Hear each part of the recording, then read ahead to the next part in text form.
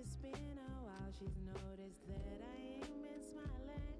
How did she find the keys to my place? 'Cause I'm a militant. The last time she left, she's kind of my old friend. Maybe an acquaintance, sometimes neighbors. Really, I don't know what she wants this time. Suppose it's nice to have company, but not flashback in mind, no. I woke up with a demon on my shoulder, and she's smoking on my weed. Before we went to shoot, she told me she's prettier than me. Think I'm flirting with bad company. She strokes my hair as I fall to sleep. Rock me into a false sense of security. And now we're up to our tricks again.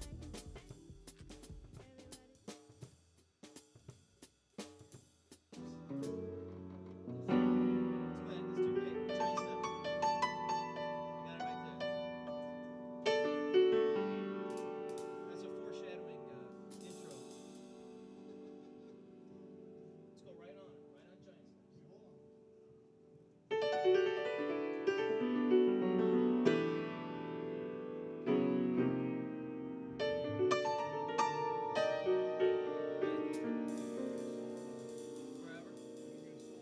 Forever.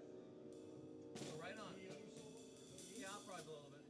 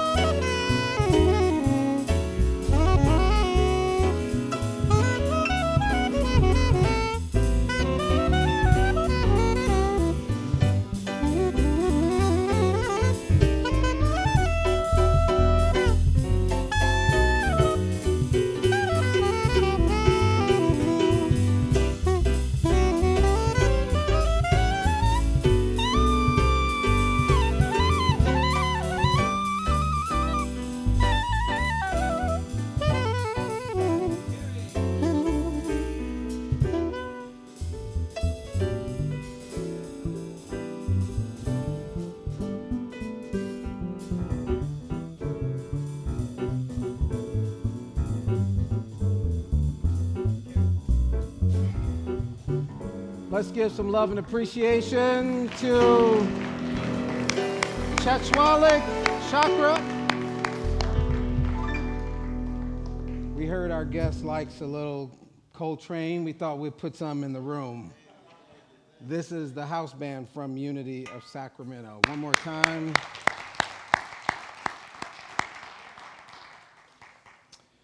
Good evening. Can you hear me well?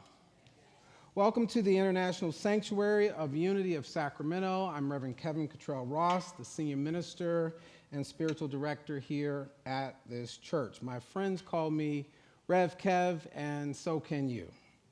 It's my pleasure to welcome you to this Faith and Future Ask the Candidate Presidential Town Hall event.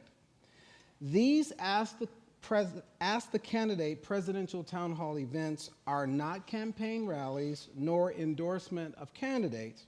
Our intention with these events is to acknowledge the role and influence that religion and faith communities can have on public life and to provide an atmosphere where people of faith and goodwill have an opportunity to directly engage with individuals who have an interest in leading the nation through their elected office, including those with aspirations for the highest office of the land. Furthermore, at this church, our mission is to inspire people to awaken to their divine potential and to be a force for good in the world. As such, we see the act of voting as a sacred duty. Everybody say sacred duty. And so these forums are also intended to increase voter participation by centering the voice and values of voters in the national discourse.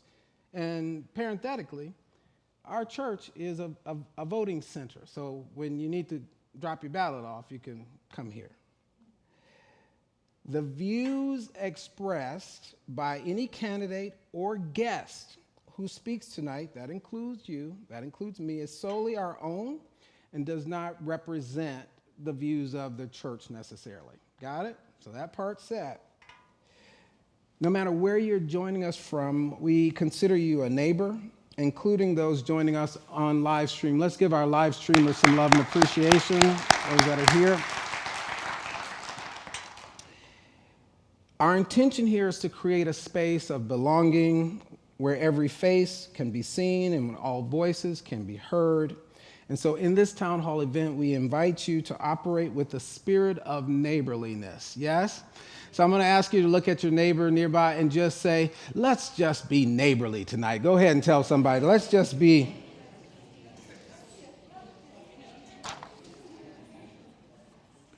As this is a house of worship, if we find that the discourse falls beneath the level of neighborly and respectful, we will preserve the values of mutual respect and the sanctity of this sacred space by inviting people who cannot observe a spirit of respectful exchange and dialogue to leave. Which we don't want to do, but we know that we want to maintain a certain level. Yeah? That out of the way, we invite you to be fully present. Bring your full selves here. Tonight, we'll have an opportunity to ask our guests some questions, and I'll get to moderate those opportunities. You were given slips of paper. If you'd like to jot them down, we will be able to collect those slips from you, or you can come to the microphone that's standing right there and stand and give your question. If you come to the microphone, you're going to be recorded, okay? You will be seen. So just know that that is part of tonight's process. Cool? All right. We are very excited to have in our midst a homeboy from Sacramento who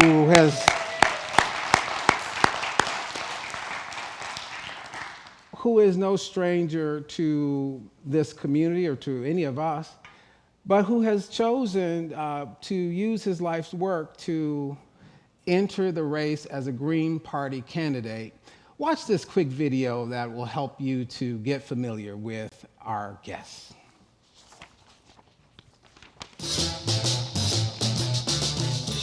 In these bleak times, I have decided to run for truth and justice, which takes the form of running for President of the United States as a candidate for the People's Party. I enter into quest for truth. I enter into quest for justice. And the presidency is just one vehicle to pursue that truth and justice, what I've been trying to do all of my life. Let's give a warm welcome to... I care about you. I care about the quality of your life. I care about whether you have access to a job with a living wage, decent housing, women having control over their bodies, health care for all, de-escalating the destruction of the planet, the destruction of American democracy. Democracy creates disruption. It creates an eruption. It creates an interruption. Wide from below, the energies of everyday people is manifest. And I know there are precious people in your life who you care for.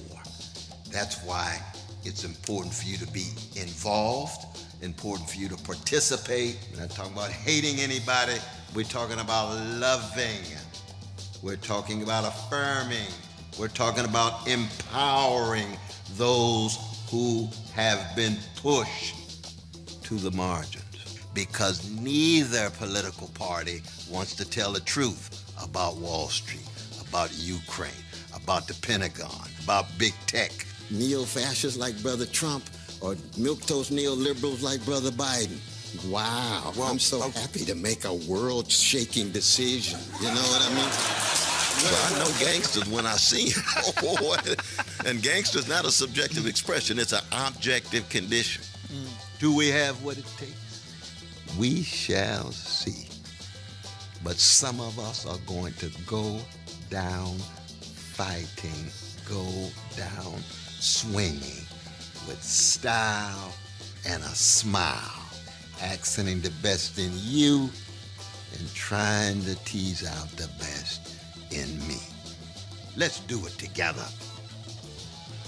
Let's welcome to Unity of Sacramento our dear brother, scholar, philosopher, author, and now presidential candidate, Dr. Cornel West.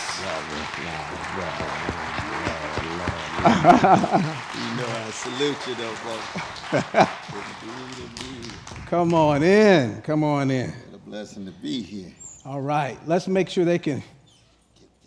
Look at her, look at her, look at her, look at her. Teasing already. All right, we're going to jump right in, okay? But welcome. We're so glad you're here. Well, I'm just so blessed. I'm honored. It's a privilege to be here. I do want to salute you, though, brother. You've got a magnificent and prophetic ministry here. I could tell by the space. It's just so consecrated. There's a sweet spirit in here. Let us give it up for this visionary leader, Reverend Kevin Kittredge Ross. And just Anita. There she is. There she is. It's Anita Ross's beloved wife. You know, my beloved wife, Anahita, is here. I got my blood sister here, too, with Welcome, Cynthia family. and her wonderful husband, Herthel, my blood sister, Cheryl, with our dear brother, Brian. And I salute each and every one of you. And last but not least, the band. John Coltrane was in the house, sounding good in spirit. Because the music is not ornamental or decorative. It is constitutive of who we are. And that's very important because so much of this campaign is about the legacy of John Coltrane's and Martin Luther King Jr.'s and Fannie Lou Hamer's and Rabbi Heschel's and Dorothy Day's. All right. And those are just not citizens and activists. Mm-hmm. They represent the best of America. All right. Let's dive in. Oh, indeed, indeed, indeed. So we're going to have questions from myself, questions from you, and we have some folks who have sent us videos that we'll bring up on the screen and they'll ask you questions. So we got some water here for you just in case you get thirsty on the way, because we're going to be asking some questions. Let's start with this first one. Is American democracy in crisis? If so, can you describe how American democracy is in crisis and how your candidacy would be intervening in this crisis? Well, that's a profound question. American democracy has been in deep crisis for a long time, but it's just not the democracy. It's the American empire. We got 800 military units around the world. We've got military troops in over 100 countries. That's not just a democracy. That's an empire. There's been 70 empires since the beginning of the species, beginning in Africa. The United States is the 68th empire. And we ask our precious indigenous brothers and sisters their history, their land, and how the empire began. We asked folk like myself, descendants of dignified Africans enslaved, 244 years. So that the best of America and the worst of America have to be highlighted. But we can't begin with just democracy. That's one of the narrow perspectives. Because people think, well, we have some deficits here or there, and then we're on the road or down the yellow brick road. No. American democracy is inside of the empire. You see, inside of the empire. And what is an empire? It attempts to reshape the whole world in its image and in its interests. With elites at the top, most of the citizenry paycheck to paycheck, struggling. That's 63% now, fellow citizens. 3 individuals at the top has wealth equivalent to the bottom 50%, 160 million people, 3 individuals. That's grotesque wealth inequality. And then there is the spiritual decay, the increasing callousness toward vulnerable brothers and sisters, no matter what color, no matter what gender, no matter what sexual orientation, no matter what region. And I'm an internationalist, which is to say no matter what country in the world. Now, so tell us how your candidacy will help to intervene in this decay. Absolutely. I'm getting a little melody from this chair here. That's cool. No, Miles saying ain't the notes, it's the notes that follow that make the difference. All right. And the important thing is you have to have people who are highly visible, who are willing to tell the truth. You can't have a debate about policy and people not willing to tell the full truth, and the condition of truth is always what? To allow suffering to speak. And I come out of a biblical tradition. He or she is greatest among you will be your servant, focusing on the least of these, 25th chapter, Matthew. So that's why I've taught in prison for 41 years, because my brothers and sisters in mass incarceration, my brothers and sisters in the hoods, in the barrios, in the reservations, my brothers and sisters in the working classes who are wrestling with access to health care, decent housing, quality education. And so in that regard, for me, you have to first have persons who are willing to tell the truth.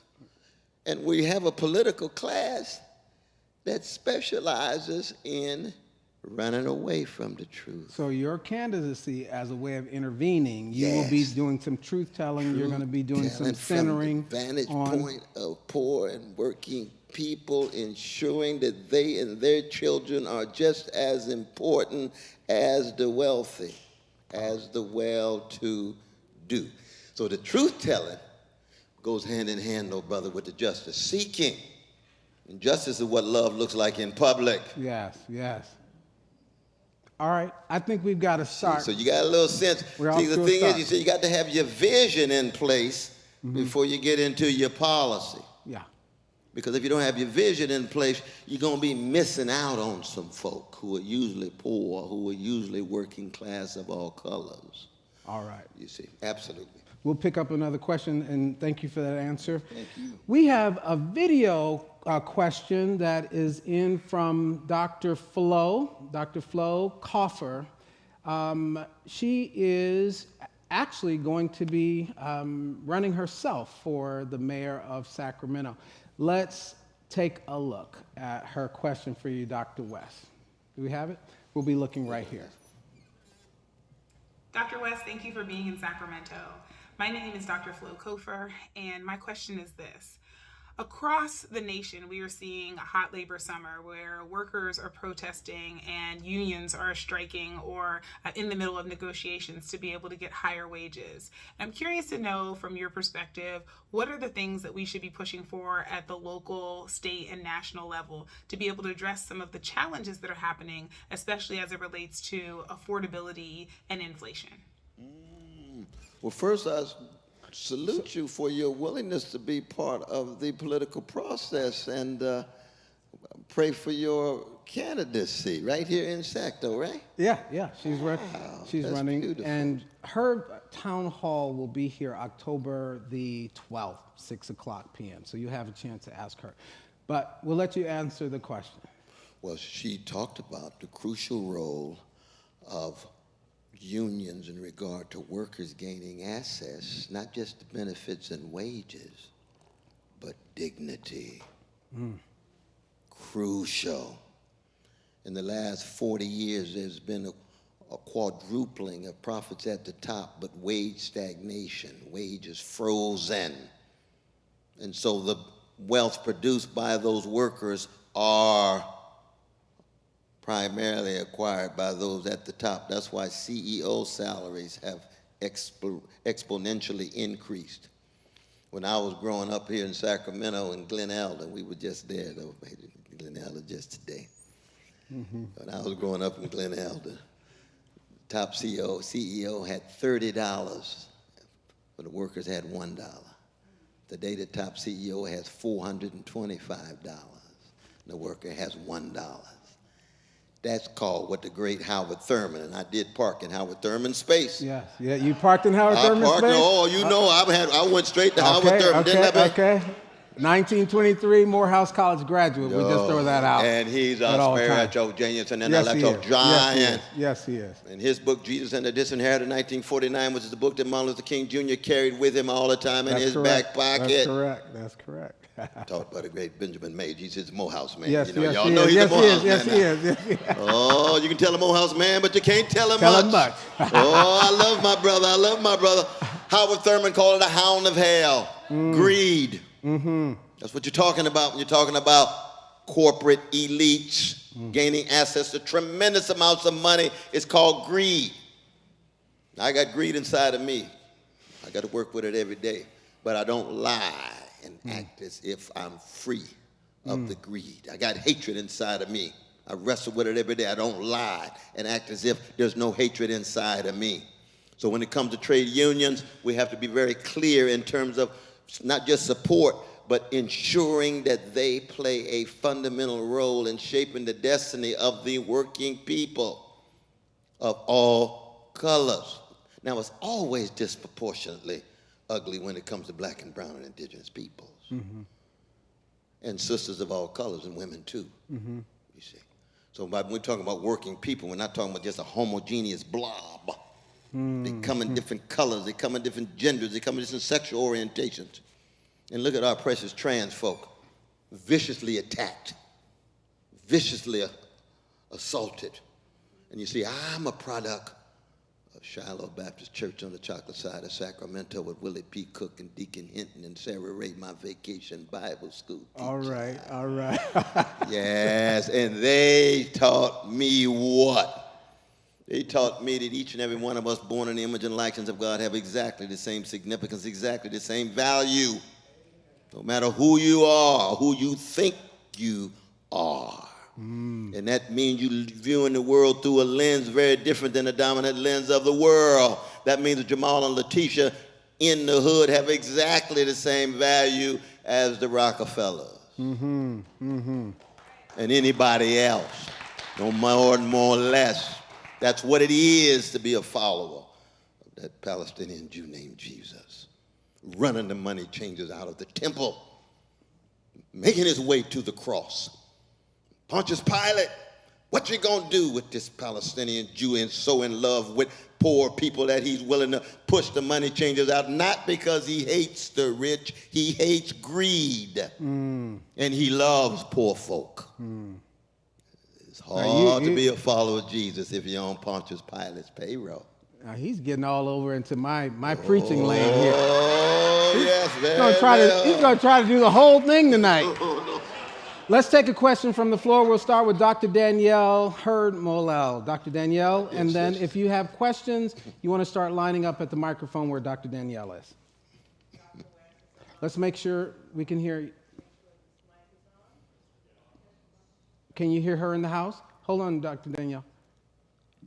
All right. All right. There you go. Oh, there we are. Dr. West, it's an honor to have you here. I'm Dr. Danielle Hurd-Molell, and I'd like to ask you a question about how Democrats who have run for office, especially in the past decade or so, have often expected Black, brown, and working class people to vote for them as though we owe our vote to them without meaningfully addressing the issues that face us.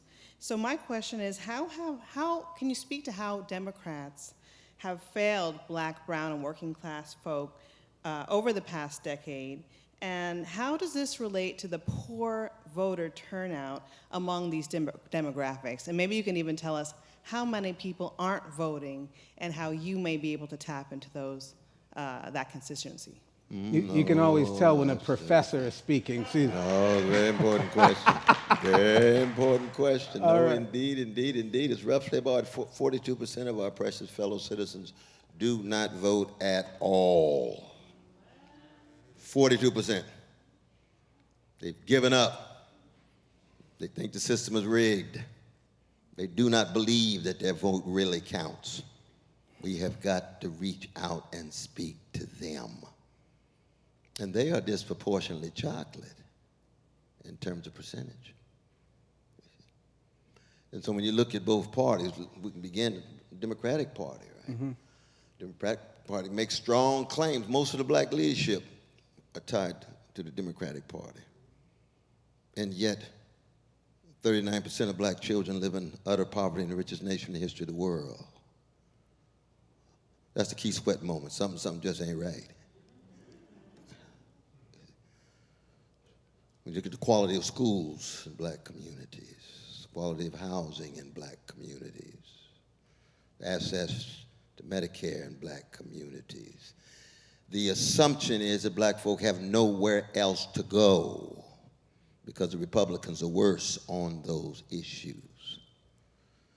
And every 2 or every 4 years, we see over and over again the argument, those folk over there are so bad that we know we may not be doing all that we would like to do, but we are willing to allow these conditions to continue.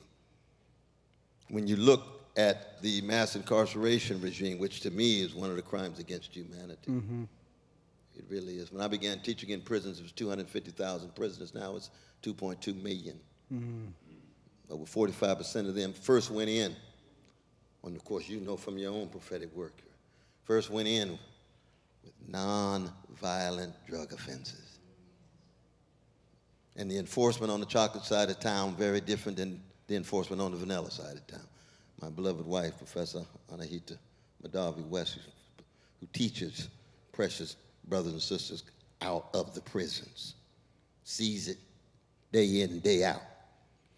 Now, for many politicians, they're not concerned because either they don't vote or the citizenry is not concerned.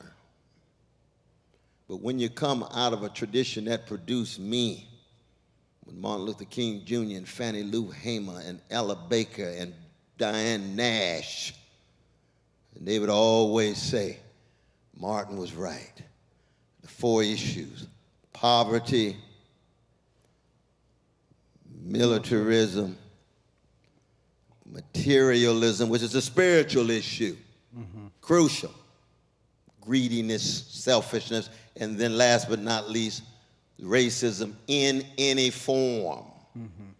Not just Black folk, but indigenous peoples, not just indigenous peoples, but Asians, not just Asians, but losing sight of the humanity of gay brothers and lesbian sisters, or trans, or losing sight of the humanity of Jewish brothers and sisters, or Palestinian brothers and sisters, or Arabs, or Muslims across the board. Those are the 4 issues that will bring down the curtain on America. That's Martin. We just celebrated the 60th anniversary of March on Washington. Yeah. Right. That's Martin. Martin, he's not all by himself. Mm-hmm. You got Malcolm and a host of others too. But that's my tradition. I have got to be true to the love and courage and integrity poured into me by Irene B. West, Clifton West, Cynthia Cheryl West, my blood brother Clifton West, Willie P. Cook, my pastor of Shiloh Baptist Church on 9th Avenue in Oak Park. That's who I am. And I'm a cracked vessel. I'm just trying to love my crooked neighbor with my crooked self. All right. I'm a cracked vessel like anybody else. But I'm going to be true to the tradition that has shaped me. And that's why when I made my announcement, I didn't say, I'm running for president. No, that for me is idolatry. I'm running for truth and justice. And the presidency happens to be a vehicle for that. When I'm not running for president, I'm still running for truth and justice. All right. After I win, I told my wife we're not even moving into the White House until everybody in America has a house. Ooh, wow. That's the kind of tradition I come out of. All right, Put a smile on my mama's face. Come on. Smile on Martin's face. Smile on Fannie Lou Hamer's face. Not because I'm so good. They set standards of moral and spiritual greatness that I'll never forget and I'll never give up on. I'm going to hold up that bloodstained banner until I die. All right. Why? Because that's the way I like to be in the world. All right. Okay. So just dovetailing on that, and we see others that are in line, so this is great. Dovetailing on that, if we're locked into the mainstream media, including the so-called liberal media, we get a narrative of your entry into the race for the President of the United States on the Green Party ticket as an inevitable spoiler for President Biden. So how do you respond to this accusation and explain the value of third-party candidates? Yeah, a big part of it is that first you have to recognize that 62% of fellow citizens in the past 2 elections who voted green would never have voted for Democrats. Never, ever. Can you say that one more time? 62, nearly 2/3 of those persons who vote for Green Party would never, ever vote for a Democrat. That's why they voted green. They can't stand the Democrats. Now, I'm Christian, so I'm trying to love everybody. So it's not as if you can't stand them. I mean, there's some wonderful people who are Democrats. There's some wonderful folk who are Republicans. And I love everybody. With some divine aid called grace, something bigger than me. But I'm serious, I'm committed to that. That's why people get upset when I call Trump a brother on television. What you calling him a brother for? He's the devil. No, he's made in the image and likeness of God, and he has the capacity to change. He chooses to be a gangster. He chooses to be a gangster. I was a gangster before I met Jesus, and now I'm a redeemed sinner with gangster proclivities. So I'm on a human continuum with everybody in that sense. But the second thing is, the Democratic Party assumes that they own people's votes. You got to earn it. If you're not speaking to the poor, you're not speaking to working people, if you're not trying to control the fossil fuel companies that are leading toward the planet itself going under, if you're not speaking to the issues, you don't get it. Look at the band playing that beautiful music. They playing Coltrane. Dignity of sound, unbelievable practice, unbelievable discipline. I could hear the hours of practice in you all playing Train. Because you know what high levels of artistic greatness actually is. Is that right, my brothers? Yes. You got Reggie, Train, McCoy, Spirit, right there. They know what the standards are. That's important. They didn't come in here just sounding any old way and thinking that they deserve our response. They respected us enough to say, we're going to keep the standards high. So it is in politics. So it is in our lives. Let's go to the floor. We had a question at the mic. Tell us your name and your question, please. Well, good evening. My name is Damon Randall, and I'm from Oakland. Yes. So, crack center of the Bay Area. Your I've survived the 60s through the heroin epidemic, the crack era, all of that. Yes, yes. I've also been in prison. God bless you. So my question is, to what lengths will you go to free a lot of the brothers that's in there that's unjustly accused with unjustified sentences and bring them back out here where I'm at so that they can live a real life? We salute you, though, brother. We salute you, though, man. Your spirit is strong, strong, strong, strong. Definitely. Yes. And your dignity is highly manifest. Highly manifest. See, my program, I begin with Martin ended, which is abolition. I'm an abolitionist when it comes to poverty. I'm an abolitionist when it comes to homelessness and unhousedness. So when the brothers do come out, I want to make sure they have access to jobs with a living wage. I want to make sure they have access to decent housing. I want to make sure they have access to health care. I want to make sure they have access to an education that allows them to soar like eagles. But I'd want to end mass incarceration. There's no doubt about that. There's no doubt about that. And I would use my pardon powers. All right. Oh, Mumi Abu-Jamal would go home. Oh, yes, he would. H. Rap Brown in Arizona would go home. Julian Assange would come home. Brother Snowden would come home. Why? I'm thoroughly convinced they are innocent. And the criminal justice system too often incarcerates innocent people. And I would have to listen to other cases as well. There's no doubt about that. But again, the important thing is the stress is on truth, justice, and mercy, looking at the world through the lens of, for Christians, the cross, but looking at the world as a human being through the lens of the least of these, of poor and working people. We've never, ever, at the highest level, had presidents who are committed to poor and working people in the way that I'm talking about. It's a new thing, but all it is just a spilling over of freedom struggles into electoral politics at the highest level of the country. That's what we're talking about. Thank you, brother, for your question. Let's give him some love. Appreciate it, though, brother. Dr. West, you're blocking the live streamers from seeing you, and I know the lights are bright. The lights are coming at me Yeah, so strong. I want me to look in the eyes of the brothers and sisters, but I've been blocking the live stream. They want to see you. Oh yeah, all right. All right.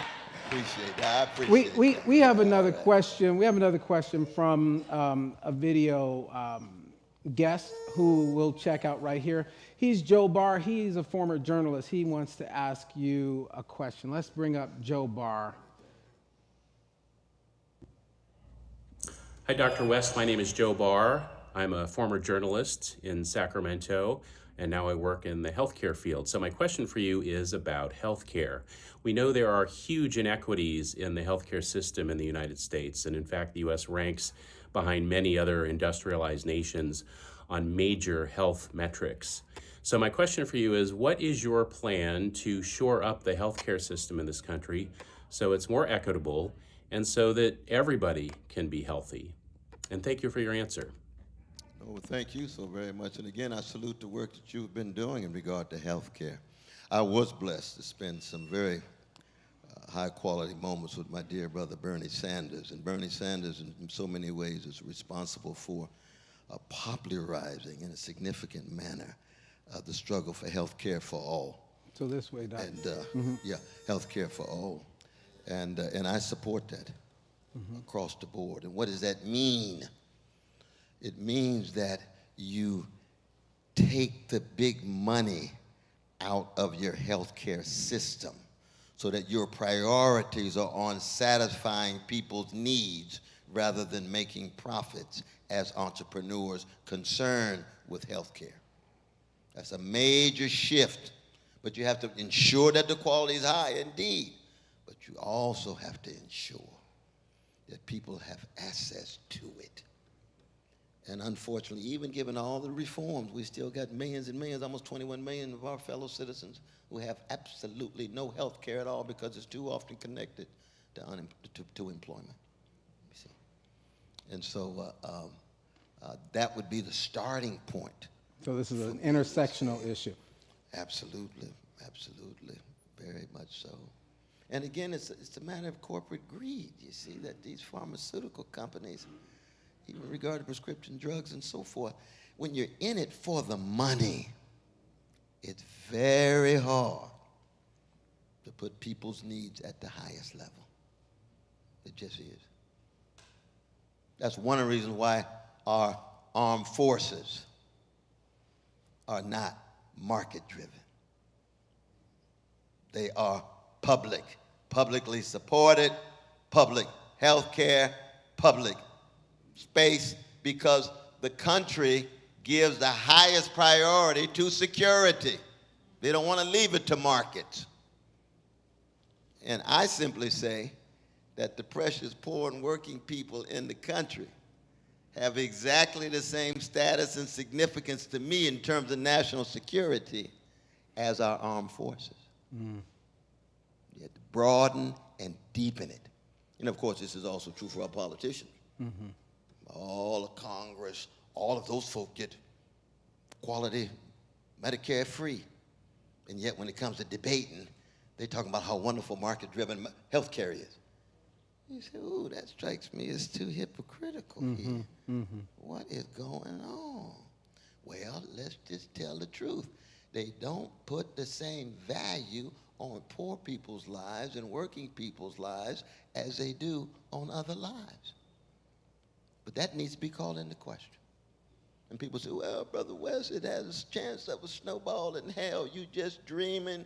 You were just having your aspirations. No. Visions and dreams begin with focusing on priorities that can become real if people are willing to organize, mobilize, and bring power and pressure to bear. All right. Let's take another question from the floor. Welcome, Dr. West. Thank you. My name is Carla Ruiz. And you mentioned earlier that you must have a vision first. Yes. What is your vision if you were to gain the presidency, and name one step that you would take to have the country come to that vision? Yes. I appreciate that. No, I think I've been trying to suggest that my vision is one in which America as a nation can become reacquainted with the best of itself.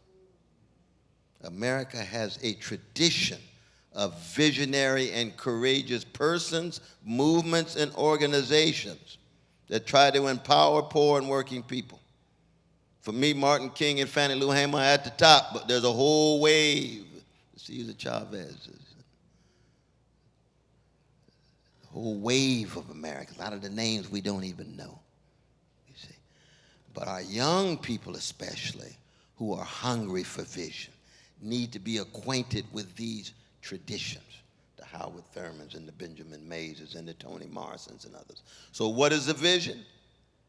Human dignity at the center, the sanctity of human personality at the core, and the Negro National Anthem, which is lift every... All right, voice and sing. It's not lift every echo. All right. It's lift every voice. When everyday people, the language of Sly Stone, lift voices, they shape their destiny. They don't choose poverty. They don't choose crime invested in neighborhoods. They don't choose low-quality schools. When you see those, you can rest assured that the voices of the folk in that community are not being raised. He's either given up, they've lost hope, or they've turned away, they've escaped because they've been overwhelmed by the circumstances. They're not lifting their voices.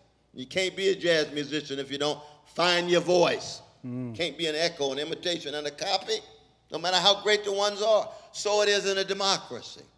So the vision is human dignity, sanctity of human personality, and convincing people to straighten their backs up and lift their voices. Nobody is born by lifting their voice. When a baby comes out of the womb, that's noise. That's not a voice.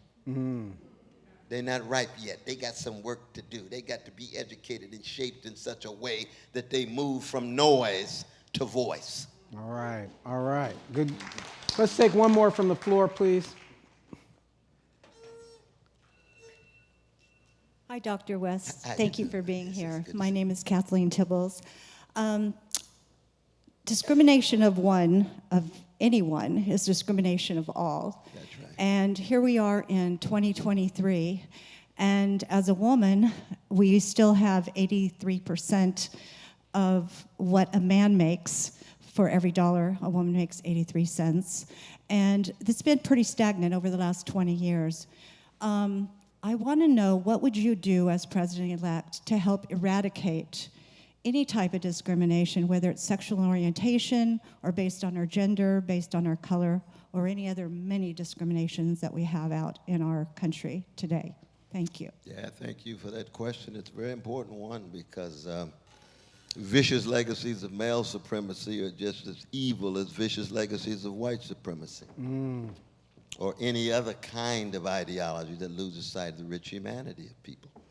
And one of the ways you attempt to hit those head on is to ensure that the people who are perpetuating them have substantive accountability.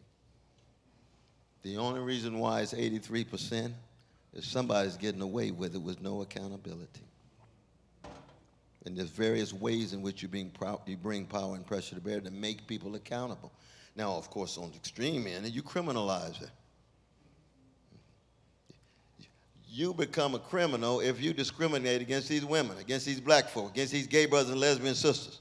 All of a sudden, a lot of folks say, well, I better think twice about that because I feel so good discriminating against, but I don't really want to go to jail. You don't say. Now, I don't go that far because I think there's ways in which we can have mechanisms of accountability to bring power and pressure to bear. I'm straight from Mississippi. I've been in Mississippi 3 days for the Emmett Till family. And the two young brothers, Brother Jenkins and Brother Parkins, who've been brutalized by the police. You all probably heard about the case. With the bullet going through the tongue and the neck, at the goon squad down in Rankin County right outside of Jackson, Mississippi. And we were there with the family. Was that right, though, babe? Yeah, and Brother Noah, my dear Brother Noah. Yeah, I love this brother, his family. He was down there, too. And for the first time in the history of Mississippi, police make a guilty plea. And the question is now what the sentencing will be. What will the sentencing be? Will they be as hard on those vanilla brothers who choose to be gangsters as the court was the other day for Mark Riley Thomas in Los Angeles? No money, no dollar in the bank, 3.5 years prison. We're going to see. See. But that's the kind of power and pressure you have to bring to bear when you have this kind of reality. And we don't have enough politicians who are willing to bring it to bear. Why? Because these days, most politicians are tied to big money and big donors and big benefactors with the lobbyists writing legislation for them. And poor people don't have lobbyists. Children don't have lobbyists. So you end up in the richest nation of the world, and almost 1 out of 2 of your children of color, if you include our precious indigenous brothers and sisters, and include our precious brown and black. You say, my God, How come there hasn't been a debate on child poverty? Marian Wright Edelman, one of the greatest prophetic figures emerging out of the 1960s movement, she's been talking about it for 50 years. Children's Defense Fund. Children's Defense Fund. You know about, you've been working on that, my brother. Very much so. Well, there's got to be somebody who lifts their voice and says, we are not ever going to forget the blood, sweat, and tears of those who told the truth and were seeking justice in the past and trying to pass it on to the next generation. And we rarely had presidential candidates, because usually by the time you become a presidential candidate, you have become so vetted and filtered that you hardly even mention the word poverty. You hardly even mention the word mass incarceration. You hardly ever mention the word hoods or barrios, because most of them don't vote. And you're only concerned about voters. What kind of a democracy is that? All citizens ought to be subject to our concern. Yeah. In a serious way. I'm sorry to go on. No. We know that you have these proclivities. That's true. That's true. He can answer the question in 12 parts, but we want to get as many questions as we can. I appreciate that too. You bet. We have another video question from Bishop Charlie Hames. We're going to bring up a video question and then we'll go to the audience. Let's bring up Bishop Charlie Hames. Greetings, my fraternity brother, Dr. Cornel West. I'm Bishop Charlie Hames, Jr., Christian Methodist Episcopal Church. Here's my question. If elected president, how do you plan to create environmental sustainability in American society and economy while making a just transition for those workers who may be affected in the industries by these changes? Yes, appreciate you. Salute your ministry too, though, my dear brother. One is that we have got to engage in a fundamental shift from extractive activities, taking from the earth. We need renewable and regenerative forms of energy. That the climate catastrophe is as real as a heart attack. And all you got to do is look in different places in the country and the world to see the effects of the obsession with extractive activity. And how do you do that? Well, the first thing you have to do is you're going to have to get some significant control over the fossil fuel companies that are in the driver's seat. And their argument is precisely what our dear brother said.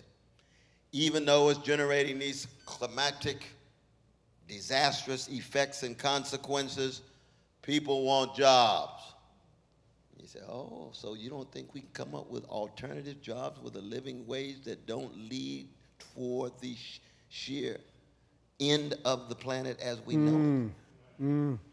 There are ways in which you generate jobs that are tied to renewable and regenerative energy.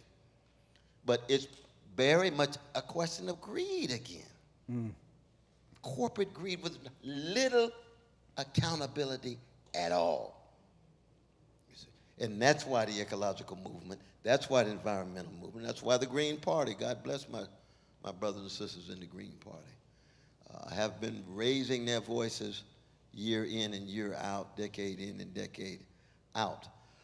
But it takes tremendous backbone. I mean, I tell you, these fossil fuel companies, very much like these other lobbyists, boy, if you don't have backbone, and you never can do it by yourself. No one politician can do it. It's very much like a jazz band. You see, that it is a moment in a movement tied to something bigger than the moment of movement, which is the suffering of the people. That's got to be the fundamental motivation. And so even as you elect persons, you have to have people on the outside who are still organized, bringing power and pressure to bear against the lobbyists who are trying to contain and incorporate those who are elected. We've seen this a number of times in the last few years among different political parties, Democrats, you know. come in full of fire, talking about the working class.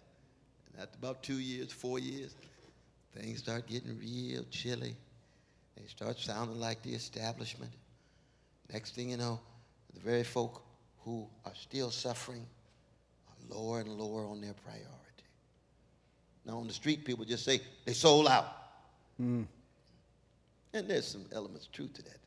But there's more than that too. What also happened was they accustomed themselves to becoming so well adjusted to injustice. Now, what is that you're doing with your hand? It becomes a norm. What's I think that's the Holy Ghost. I didn't even notice it. I didn't even notice it. I didn't know my hand was moving like that. Yeah, exactly. Thank God something bigger than me trying to work on the cracked vessel like me. I didn't know if that was an indicator. Let's take a question from the floor. Tell us your name and your question, please. My name is Charles Wilson. Brother Charles. And I want to thank you, Dr. West, for coming to Sacramento tonight. I know you're born and raised in Oak Park, you say? No, Glenelg. Well, I was born in Tulsa, Oklahoma, but grew up in Glenelg. Tulsa, Oklahoma. Oh, yeah. That's another subject by itself there. Isn't that the truth? That's the Black gap Wall there. Street right there, you know, you never recover from that one. Charlie Wilson, Never brother. recover from Black Wall Street. But I want to, That's but true. you mentioned a while ago earlier, you talked about global economics. Yes. And you know, you look at global economics, and you talked about, you used the word empire. And there's two empires in America, in the world I see today. That's this U.S. government and the Roman Empire. How will you expose the entrenchment of the U.S. government involved with Catholicism today around the world? My dear brother Charles. And the book that you have, show everybody that book that's written in honor of the great James Melvin Washington, who was my greatest brother in the history of the world, closest to me other than my blood brother. I don't know how he got that book, but I couldn't believe Brother Charles had that book. Oh, you got it from the... Lord, God bless you, man. Okay. Oh, this is your book. I'm like, how could you I know it, but it's written by him. No, I didn't write it. I just edited it. I was like, how does he recognize this book? The cover. I know you're well read, but man. I'm like, no, we had somebody talked bring before. me my glasses. We had talked before. Okay, very good. My dear brother All Charles, right. because I got a chance to sign it. Okay, very but good. I mentioned it because James Melvin Washington is one of those clouds of witnesses who edited a testament of hope of Martin Luther King Jr. Got it. And his voice and his witness is so very, very important. Mm-hmm. But keep in mind, now he mentioned the Roman Empire, right? Mm-hmm. That's the empire that crucified Jesus. Mm-hmm. Let's just be very clear about that. The fall of nearly every empire takes the form of military overreach. It takes the form of corruption of those who are ruling. It takes the form of citizens who feel hopeless and helpless. And it takes the form of scapegoating the most vulnerable rather than confronting the most powerful. Now, the United States empire has all of those features, each and every one of them. You see. And we are witnessing the decay and the decline of the empire. And any decay and decline is manifest usually in hounds of hell. More hatred, more polarization, more gangsterization, more greed, more lack of accountability, and more fear. People are scared. People are intimidated, disrespecting each other, despairing, full of paranoia. And of course, we admit America's deeply shaped by a gun culture. So you put all of that together, and here we are in 2023. Here comes Brother Trump, look like he's leading the country toward a second civil war. Mm-hmm. And then here comes Brother Biden,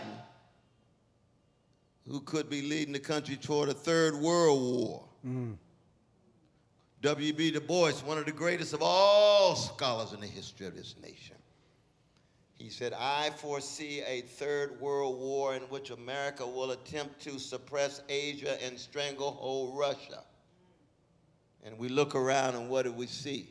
More and more the confrontation of Russia and NATO. United States being a member of NATO, if any member of NATO was attacked, that's like attacking the United States, which means possible nuclear exchange. And the same is true with China, more and more over Taiwan. Now, given those kind of realities,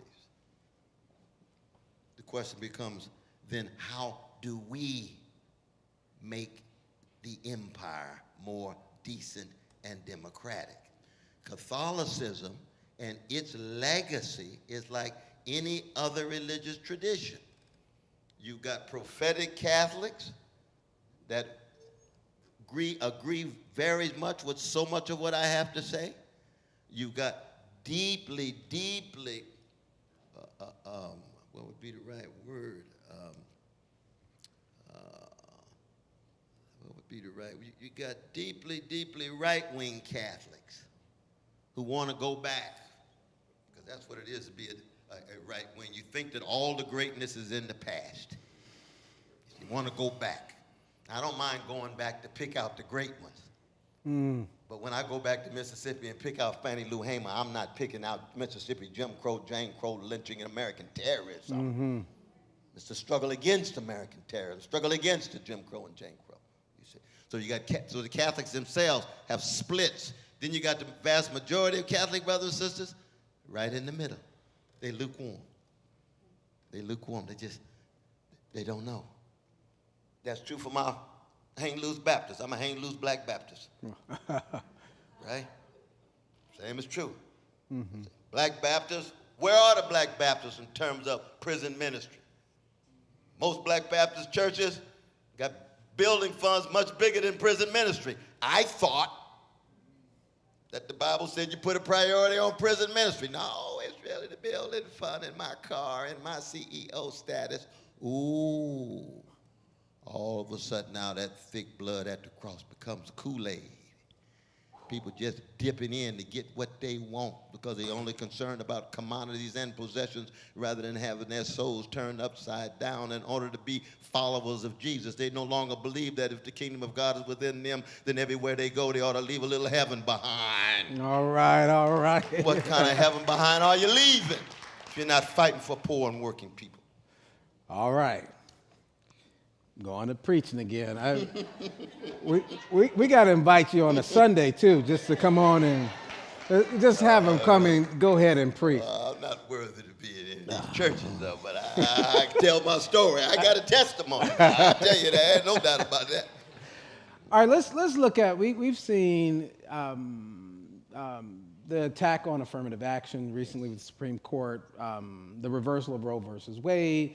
We're at a time where we've got to look at the Supreme Court very carefully and critically. Some Democrats have advocated for expansion of the Supreme Court in wake of its rightward tilt. Do you believe this is necessary, the expansion of the Supreme Court? I think it's a wonderful idea.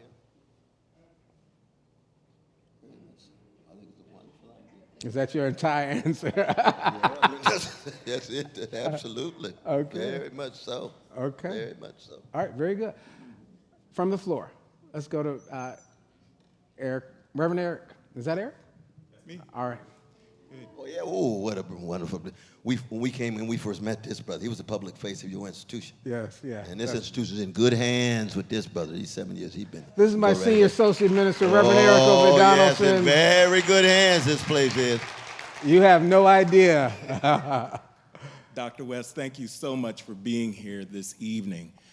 I'm the son of Ruby and Etheridge Donaldson. Etheridge Donaldson was an elementary school teacher for over 30 years, and Ruby Donaldson was a Detroit public school social worker for 25 years. You are an academician. You have probably seen some of the best practices of education and maybe some of the worst practices as well. In light of some of the culture wars that we are beginning to see in our nation around CRT, around affirmative action, and around banning of books, can you talk to us about your vision for education? Yeah, first I want to salute your parents, though, brother. Very, very much so. They did a good job on you, too. They did a wonderful job on you, man. Oh, yes, they did. Indeed, indeed. No, I think that first we have to draw a distinction between education and schooling. You see, schooling is about skills and information. Education is about critical thinking and transformation. You see, and there's not enough education in the educational system. Then we had to move toward a sign of maturity.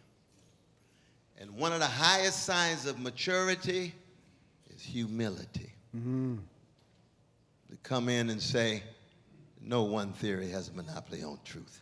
No one school of thought has a monopoly on truth. That's why I can learn from a Buddhist like Bell Hooks. I can learn from an agnostic like James Baldwin. I can learn from a Muslim like Muhammad Ali or Malcolm X. I can learn from any color, any culture, any gender, because I'm humble enough in my efforts to learn how to listen like jazz musicians. Find your voice by listening to other voices. So we got to have schools that proceed based on a humility. No theory is kind to us that cheats us of seeing. That's what the great Henry James said to Robert Louis Stevenson. No theory is kind to us that cheats us of seeing. And what that means is, back to the Negro National Anthem. Lift all the voices. Let's see what the arguments are. Let's see what schools of thought you have. Let's see what evidence you have. Let's have a Socratic dialogue. By Socratic, what do we mean? Self-critical, self-scrutinizing, self-interrogating in such a way that we realize even when we end, we still are in process because we never reach truth, capital T. We are fallen human beings. We're finite. But we can reach better perspectives, better interpretations. And that, in the end, is education at its best. But we are in a moment now where the educational system has been so dumbed down from folk who are fearful of any kind of truth and think they can go on based on the efficacy of lies.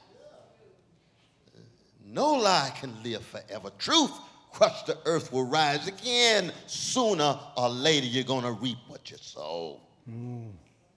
That's my tradition.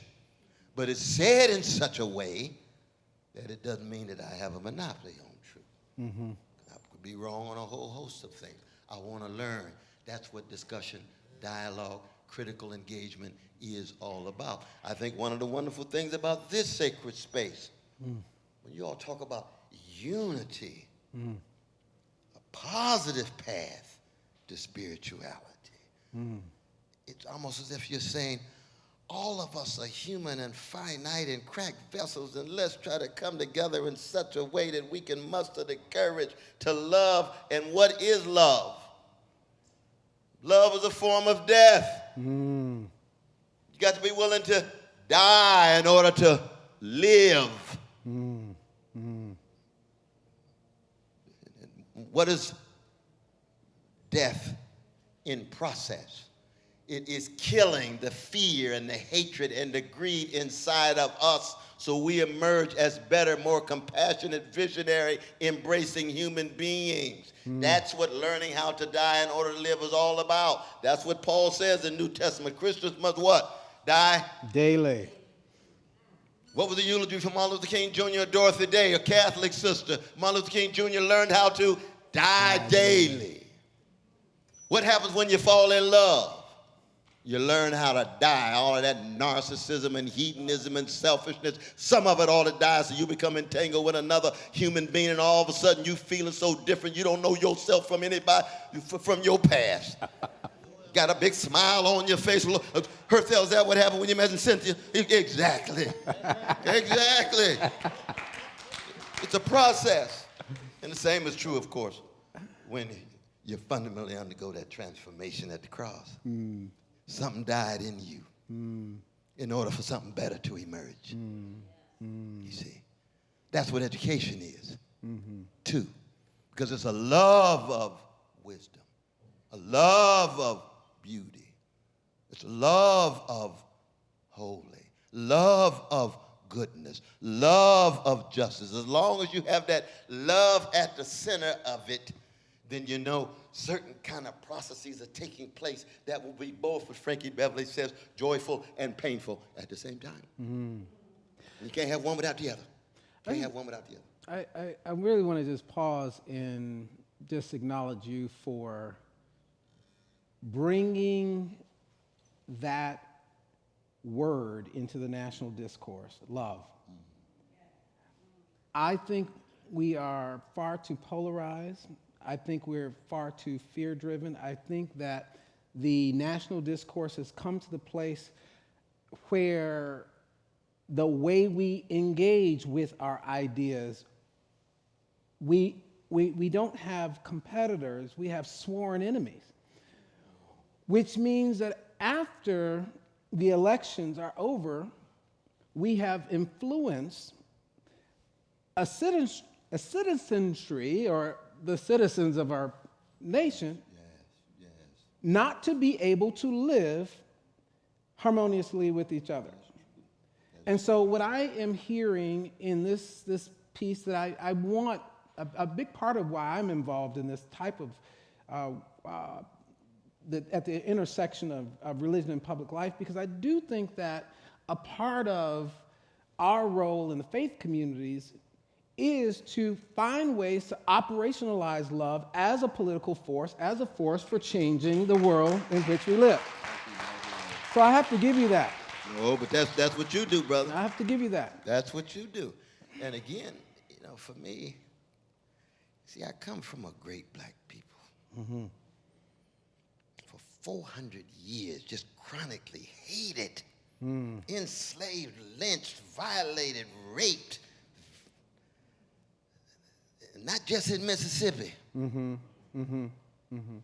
what has been the primary response? Not everybody, but black leadership. Frederick Douglass, what are you going to do in the face of hatred? I'm gonna love everybody. What are you going to do in the face of terror? I want freedom for everybody. What are you going to do in the face of trauma? I choose to be a wounded healer rather than a wounded herder. The blues in Delta, Mississippi. What are you going to do, Son House? What you going to do, B.B. King? What Emmett Till's mother say at the funeral when her baby was there in Chicago? His head was 3 times the size of his ordinary head. You know Chicago. She said, I don't have a minute to hate. I will pursue justice for the rest of my life. That's a spiritual and a moral achievement that is gargantuan. She didn't call for a black version of the Ku Klux Klan. She could have. Black folk could have done that a long time ago. You've been terrorizing us all these years. We're going to start terrorizing you in exactly the same way, whether you're guilty or innocent, because you've been killing our innocent. No, don't do it, Jamal. Don't do it, Letitia. How come? Because it's not morally and spiritually great. Don't be in the gutter with the gangster. Be a person. Be decent. Be human. Be loving. Be compassionate. It's true. That's Martin King's love.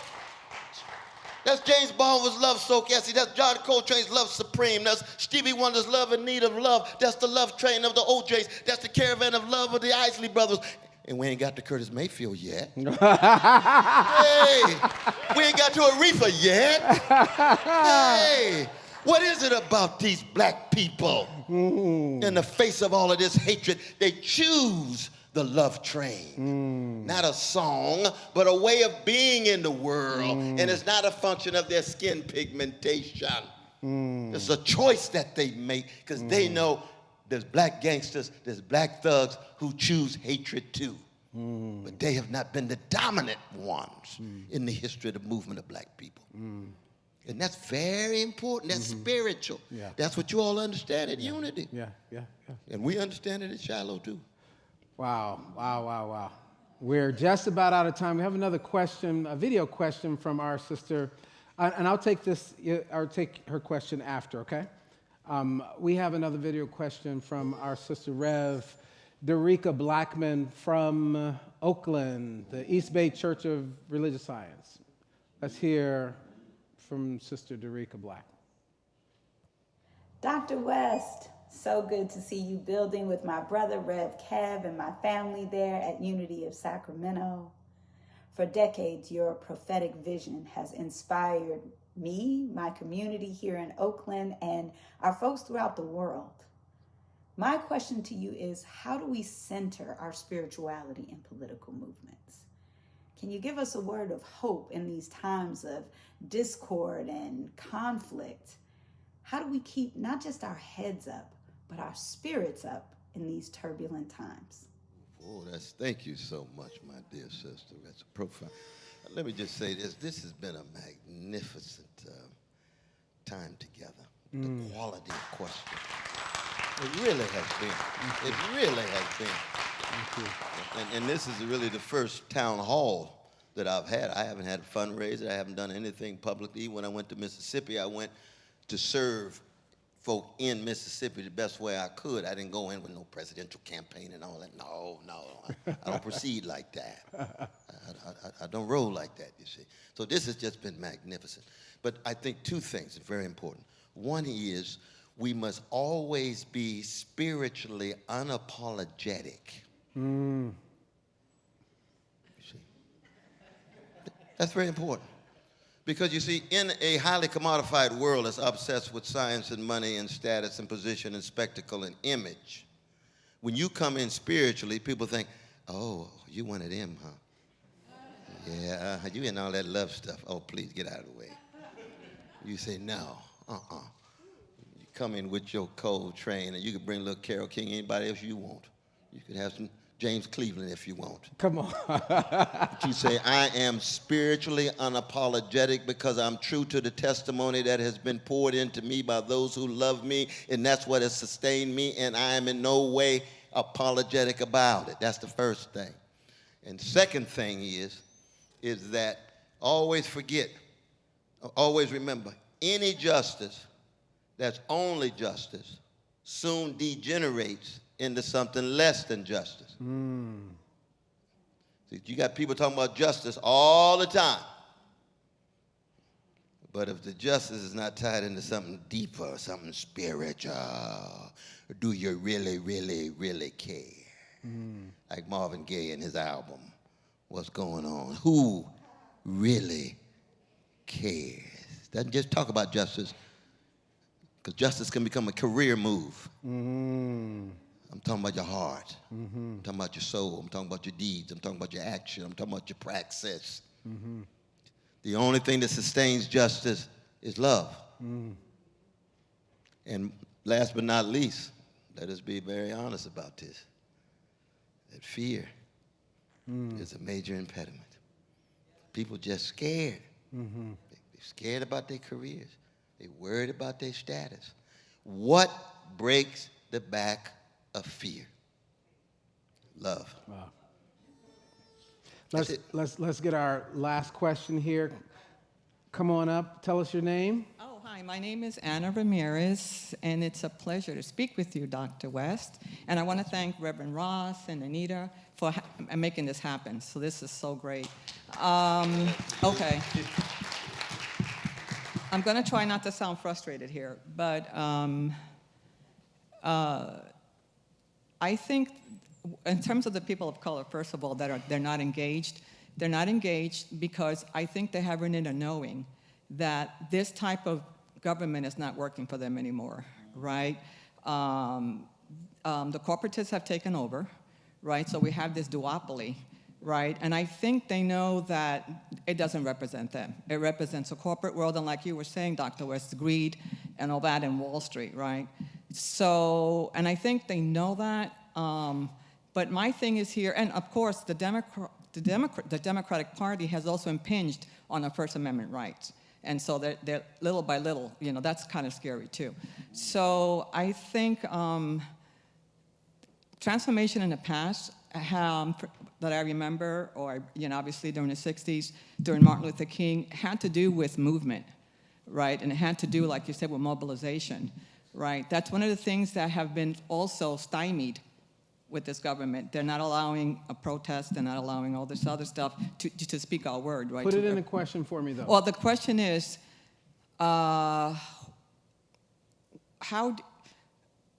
what way do you see, what mechanism can you see in terms of mobilization again, in terms of getting our youth involved, right, and connected to what's going on, you know, and also folks that are not voting anymore because of how they're feeling, that are not represented. So what other way can you think about that can mobilize folks again? That's my question. No, appreciate that query, that question. It connects in some ways with our dear sister from Oakland, both of the sisters' questions. One is that people would rather see sermons than hear them. It's examples that make the difference, especially for young people. That's why you have to go to them and not just talk to them, but be with them. And the examples can become contagious enough for them to decide, lo and behold, I can go another way. I don't have to go this dominant way of the world. That I actually can be in the world but not of it. I actually see people who are changing people, and by changing them, I see that they're the kind of people I like to be with or want to be like. So as long as we have more examples, spiritual examples, moral examples, great artistic examples, not just tied to narrow success, but moral and spiritual greatness. We're going to, first of all, let's give all of you and all of our participants a great round of applause. Thank you so much. Dr. West, we want to give you the final word, and if that's the final word, that can be it, but we're going to give you the final word. We're going to have a piece of music, and I'm going to ask those of you who are here, if you support what we're doing here, to make a gift to Unity of Sacramento. We want to continue to do this work, and we are a church that is seeking to move at the intersection of love and justice. And so we're asking for your support. So while the music is playing, if you decide you want to support Unity of Sacramento, we would greatly appreciate that. There'll be QR codes and all of that, but help us to do, look at God. Look at God.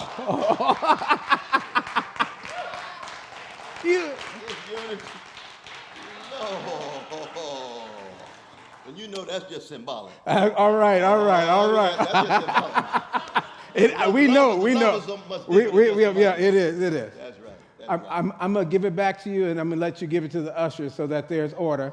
There's an orderly way. But I appreciate that. Okay. We're going to give you the last word, Dr. West, and then we'll have a little music, and we'll receive an offering, and we will hopefully get a chance for some of you to interact with us. I just want to say thank you, and I think the musicians should always have the last word. So let's end with the musicians and the singers and the artists. Indeed. Thank you so much, dear brother. Appreciate you.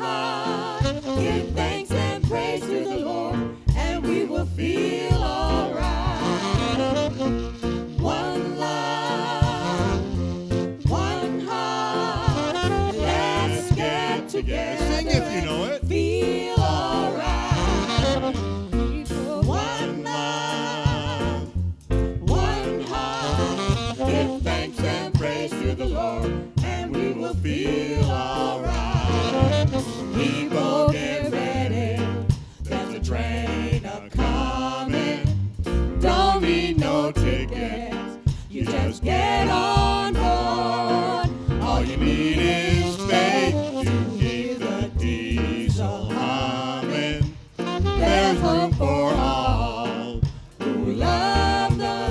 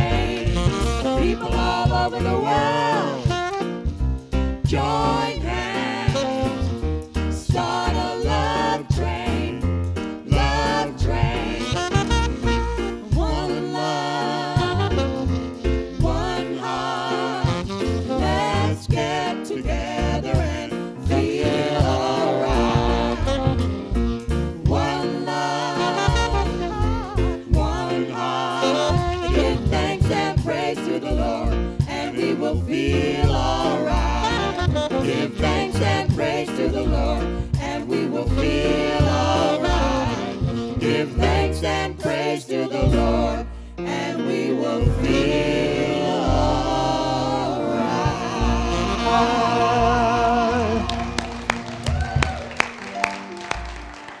I'm going to ask, give them this. These are our Voices of Unity singers today. They're a segment of the choir here on Sundays, and they just give their hearts to everything. Thank you so much. Representing tonight, we ask that you would prepare your gifts, however you've come prepared to give. We just want to take a moment and bless that gift. You can use the QR code if you want to give, and then we're going to close our service, our event tonight. Have you enjoyed yourselves? Was it fun? And we're bringing other candidates, and you'll be helping us bring other candidates. Dr. Marianne Williamson is coming. Dr. Flo will be here. She's coming. Dr. Flo comes October the 12th at 6 p.m., and so she'll be coming.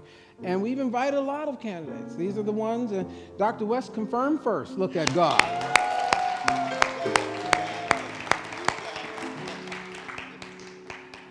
He's also going to be at the Guild bookstore. Is that tomorrow? Is that Friday? Tomorrow, what time? You know, Guild Theater tomorrow at 7 o'clock. They're having poetry and so forth, so if you want to go over there as well, please do. Let's take a moment to give thanks. Loving presence, we give thanks for the gifts, the givers, the spirit of generosity that is flowing through this community tonight, for the insights that we've gained from the rich dialogue that we've had, and for the possibility that we can be for the world. We send these gifts forth in that spirit of love. Amen and amen. Thank you for your generosity. Thank you for your presence. Being here, come on back on a Sunday, 10:30 a.m. You're welcome to be with us at any time on Sundays. And we turn it up a little bit. We turn it up. Is that right, Caden? I see you out there now. From UC Davis. Give him some love. Now I know you know what the address is. Let's call you back home. As we leave here, I just want to extend this benediction. The light of God surrounds us. The love of God enfolds us. The power of God protects us. The presence of God watches over us. Wherever we are, God is, and all is well. Go forth and be a force for good in the world. Thanks for coming out tonight. God bless. God bless.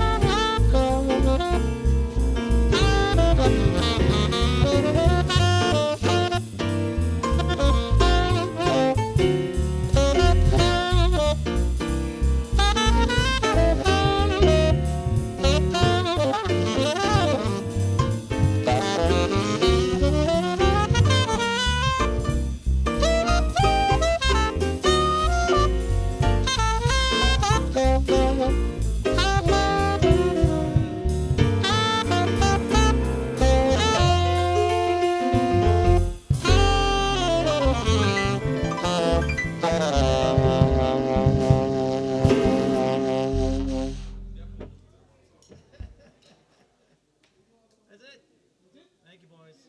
I already got my question. Did you? Oh, when he